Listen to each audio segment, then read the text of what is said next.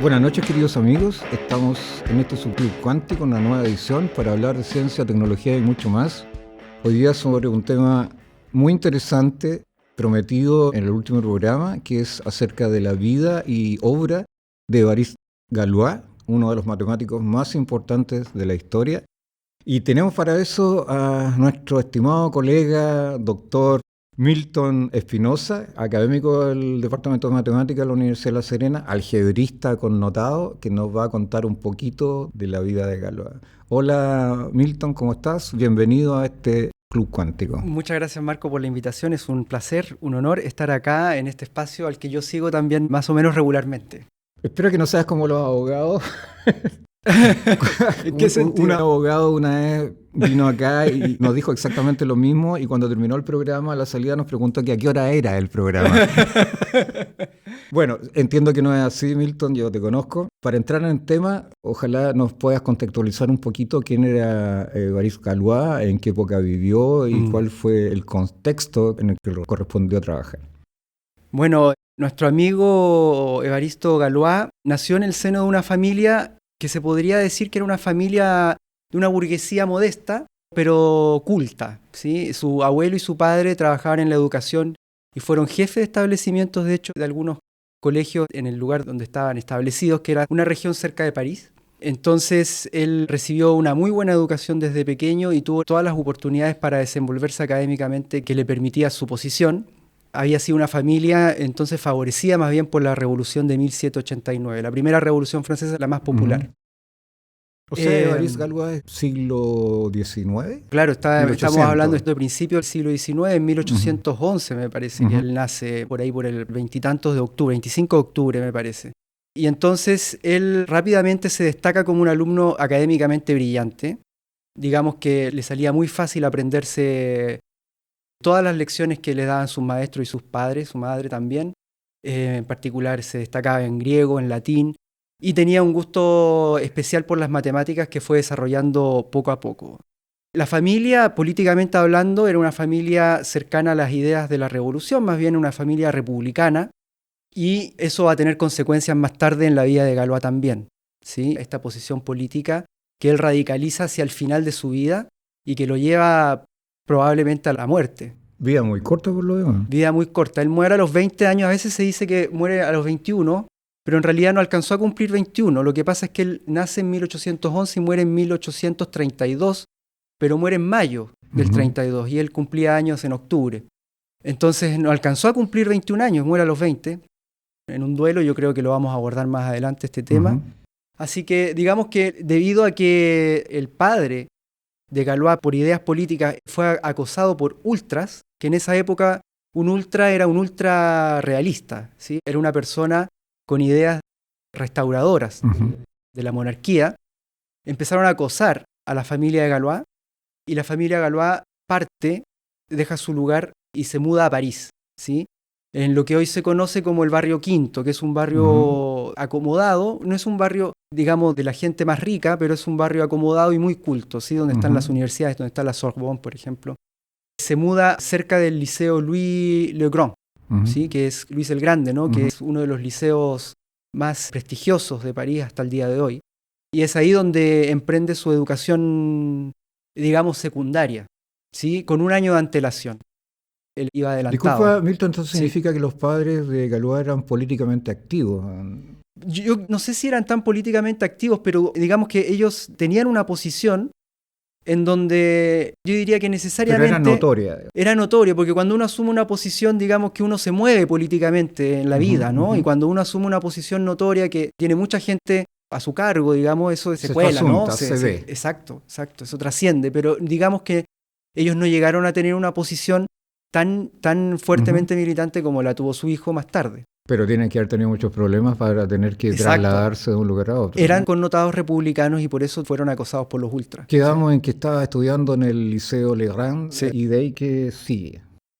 De ahí, bueno, Galois comienza a mostrar su personalidad mucho más fuertemente con su adolescencia, que era una personalidad que lo llevaba a enfocarse casi 100% en las matemáticas, en desmedro de las otras lecciones. Entonces era muy común que él llegara sin conocer lo que le tocaba saber para alguna clase, por ejemplo, y entonces se volvió una suerte de molestia para sus maestros de humanidades. Ujú. La matemática lo consumía, el estudio de los elementos de geometría y análisis. En esa época era Lagrange, me parece, que tenía unos libros que él seguía con mucha ¿Él devoción. estudiaba solo? Él estudiaba solo y luego se enroló en clases preparatorias para entrar a la École Polytechnique, que era la escuela más importante en la época, en Francia. Pero digamos que los maestros al mismo tiempo se quejaban de su inmadurez. Y él empezaba a mostrar signos de fragilidad académica por esta inmadurez que lo llevaba por un lado a ser un ferviente. Bueno, era muy joven. Era de muy hecho, joven, o sea, claro, de haber tenido ser 14, inmaduro a esa edad no claro, es 13, raro. 14 años, entonces es algo más o menos natural. Él entonces tenía esta cosa de enfocarse completamente en las matemáticas. Estamos en este club cuántico conversando acerca de Evaristo Galois y nos estabas contando, Milton, acerca de su vida.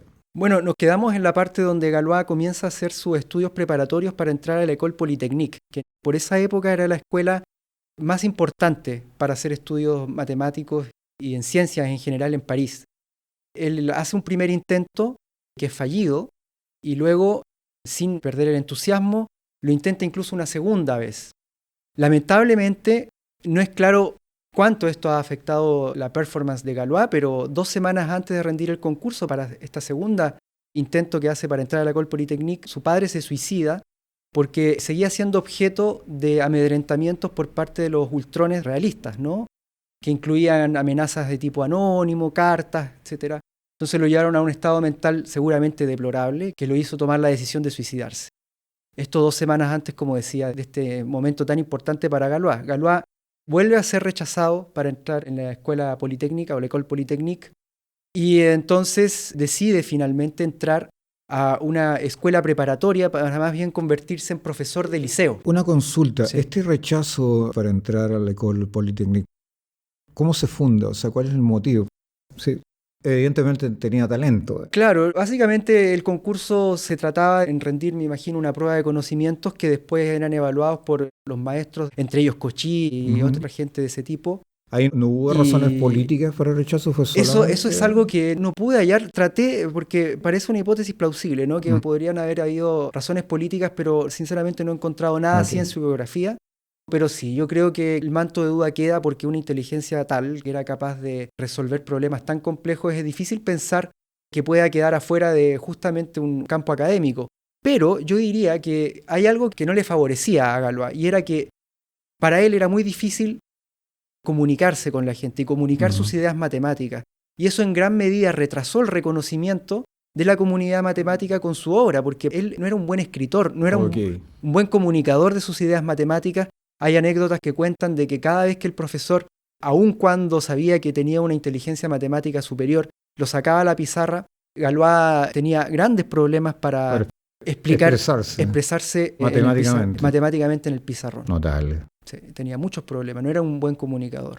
Así que eso también podría haber jugado en su contra para ser admitido en la École Polytechnique. Entonces él integra la escuela preparatoria luego de este segundo fracaso y ahí es donde se dedica a escribir probablemente su obra maestra, ¿no? Que es sobre la teoría de la resolución de ecuaciones polinómicas o ecuaciones algebraicas por medios radicales.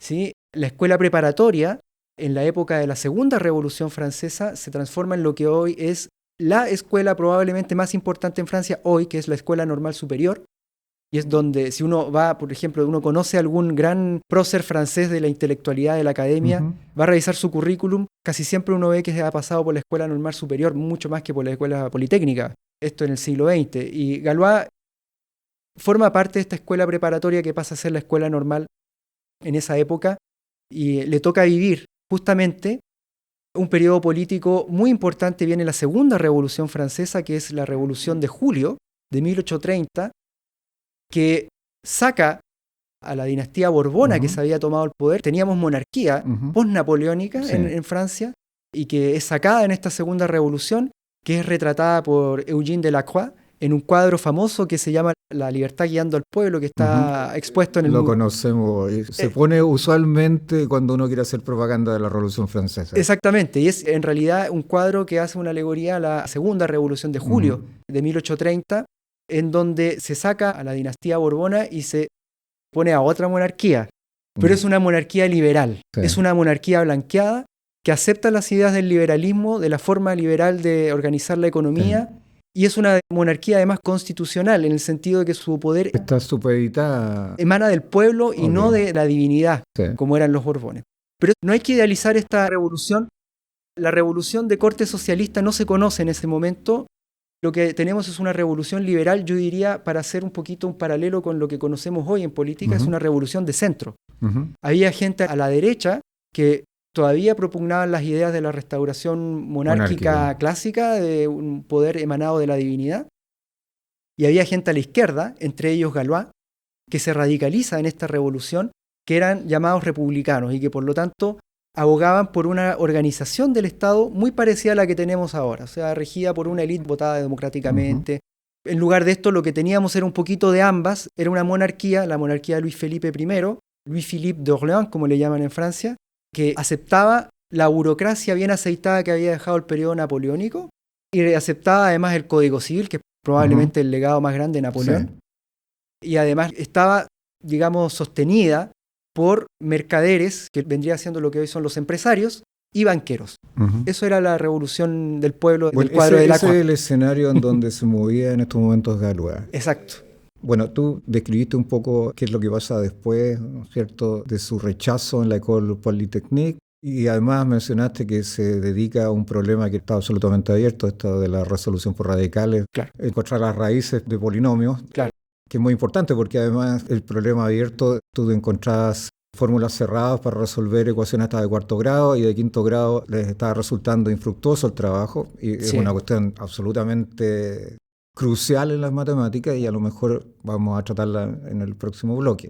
¿Qué pasa con Galois en esta época? Porque, como sabemos, muere muy joven y eso yo creo que hay que destacarlo. O sea, claro, lo que pasa con Galois es que él comienza a integrar una agrupación de amigos del pueblo y además se enrola en la Guardia Nacional, que era la famosa Guardia Nacional liderada por este famoso general Lafayette, que son los que toman el poder en la primera Revolución Francesa. Entonces hay como un revival, ¿no?, de la Guardia Nacional, y Galois se enrola también ahí.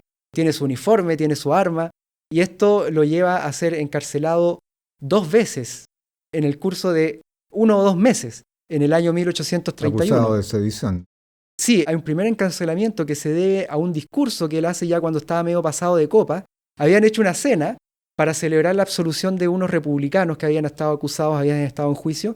Hacen una cena y él en un momento levanta la copa de vino con un cuchillo y hace un brindis amenazante a Louis Philippe, el rey. Esto hace que gente connotada que había incluso en la reunión, como Dumas, Alexandre Dumas, el escritor del Conde de Montecristo, se para y se va.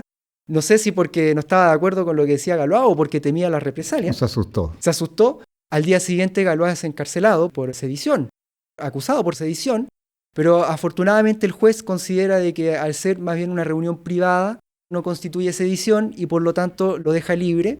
Y el problema es que un mes después de haber quedado libre, él va a una manifestación no autorizada para celebrar, me parece, si no me equivoco, la toma de la Bastilla en la primera Revolución Francesa, y él va vestido de la Guardia Nacional, va con su uniforme de la Guardia Nacional y con su arma, así que lo agarran de nuevo los policías y se lo llevan encarcelado. Esta vez lo dejan encarcelado por 6 meses.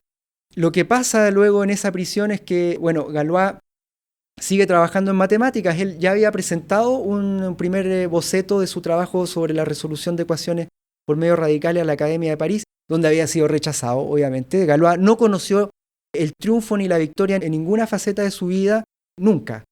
Así que había sido rechazado por ininteligible. La gente simplemente no entendía lo que le estaba haciendo. Mientras esperamos este bloque, Galois es el equivalente a Rimbaud. Sí. Rimbaud el poeta maldito, tú mismo lo dijiste, y Galois el matemático maldito. Sí, los dos son románticos del siglo XIX que hicieron su obra muy joven. Son los dos nacidos en octubre, hacia el final de octubre. Tienen varias cosas en común. Y podríamos decir que Galois es el matemático maldito justamente haciendo el paralelo con Rimbaud. Seguimos en este Club Cuántico conversando acerca de Galois con Milton Espinosa. Sigue contándonos, Milton, acerca de la vida trágica y corta de nuestro héroe. Bueno, nosotros dejamos a nuestro héroe después de su segundo fracaso en la École Polytechnique. Él pasa a estudiar en lo que se conoce ahora como la Escuela Normal Superior. De ahí es expulsado porque ha escrito una carta contra el director, que parecía lo que se conoce un sovalomo, en Francia se dice, del nuevo régimen de Louis-Philippe. Entonces Galois no estaba de acuerdo porque Galois estaba, digamos, a la izquierda de esta nueva monarquía liberal, era republicano y por lo tanto esto le traía problemas. Empezó a militar en distintas agrupaciones republicanas, entre ellos la Guardia Nacional y estos los Amigos del Pueblo, una congregación que tenía un nombre parecido. Esto hace que él sea encarcelado 2 veces, ¿sí? Como decía, la primera fue después de esta reunión en donde él hace un brindis amenazante a Louis-Philippe, que lo lleva a ser enjuiciado. El juez lo absuelve pensando de que era una reunión privada y que no constituía entonces un acto de sedición. Pero posteriormente a esto, un mes después, por participar en una manifestación por la toma de la Bastilla, vestido con el uniforme de la Guardia Nacional, es encarcelado y es mandado a prisión por 6 meses. Dentro de la prisión, él sigue trabajando en matemáticas, tiene algunos problemas con algunos internos debido a su carácter tan radical. Y en algún momento llega una epidemia del cólera que hace que se tome la decisión de enviar a los reclusos de salud más débil a una clínica privada, una suerte de hospital privado de la época, en donde bajo palabra de honor de que no se iban a escapar, los iban ahí a mantener con los cuidados necesarios para no contagiarse de cólera, que en esa época era terrible. Y entonces ahí probablemente ha conocido a una chica de la cual se enamoró y que parece, pero esto no es claro, son puras especulaciones, ha tenido alguna relación con ella de tipo romántica, que no terminó bien para Galois. Galois sigue viviendo en esta casa, en esta suerte de clínica privada, después de haberse cumplido la pena de 6 meses. Se desconoce por qué, y entonces lo que hace es, en algún momento, tener un problema con alguna persona que es desconocida, ¿sí? Y que forma quizás un triángulo, no sé si político, no sé si amoroso, con él y además esta chica, a quien Galois no nombra en la última carta que escribe 2 cartas, me parece 2 o 3 cartas, una carta de índole matemático, que es para un amigo matemático, donde le ruega enviar sus escritos matemáticos a Jacobi y a Gauss en Alemania, para que se pronuncien sobre la importancia de su trabajo matemático, no así de la veracidad, porque él estaba seguro de que la veracidad era correcta, ¿no? Y otras cartas de índole personal a sus amigos, de índole personal y político. Y en esas cartas de índole personal y político, él dice en francés, «Je meurs victime d'une femme coquette», que en español querría decir algo así como «muero víctima de una coqueta infame», pero no la nombra. Entonces esto da pie a que se especule de que el duelo, en el duelo tiene motivaciones. Hay un duelo metido. Hay un duelo, ¿no? Hay un duelo entre medio. Estas cartas las escribe él antes de batirse a duelo con alguna persona por motivos entre románticos, políticos. Y parece que tenía conocimiento por el texto, que tenía todo lo dado en contra, que iba a morir. Él más o menos parece que entendía que no era muy hábil con la pistola. Muere de un tiro en el abdomen. Entiendo, Milton, que la persona con que se bate a duelo era un duelista profesional de espada, no de pistola. Y se baten con pistola, pero era obvio que era un profesional, no era cualquier persona. Aparentemente sí, porque Galois entendía de que iba a morir. Es decir, sus actos delataban de que él entendía de que la probabilidad de morir era altísima. Y entonces muere al día siguiente de recibir este impacto en el abdomen de peritonitis en el hospital. Y entonces él tiene un epitafio, ¿sí? Que está al final de la carta para sus amigos, que es extraordinario. Él lo escribe en latín. En español se traduce más o menos así como destello luminoso en el terror de la tormenta, envuelto para siempre en las tinieblas. Ese es su epitafio. Eso más o menos resume de manera muy romántica, muy siglo XIX, lo que ha sido su vida. Pero muy trágica. Trágica, su vida matemática, política y romántica también. Entonces, luego de eso, quien recoge su obra, más que Jacobi y Gauss, que yo no sé qué es lo que habrán hecho ellos con este ruego que debía hacer Chevalet, su amigo, no sé qué es lo que pasará con eso, pero quien lo hace famoso realmente es Liouville, quien 14 años después de su muerte, o sea, más o menos en el 1846, escribe una memoria donde detalla el trabajo de Galois en una revista que él tenía, la publica esta memoria y entonces le da reconocimiento internacional. En gran parte esto en palabras de los biógrafos expertos de Galois, porque en esta época, ya hacia la segunda mitad del siglo XIX, los matemáticos comenzaban a tener además las herramientas para entender el trabajo de Galois, cosa que en su época no ocurría. Estaba muy adelantado respecto Estaba al muy resto. adelantado en su época. Milton, brevemente, Sí. ¿puedes contarnos, mencionarnos, señalarlos cuál es la importancia del trabajo de Galois en términos matemáticos? Claro.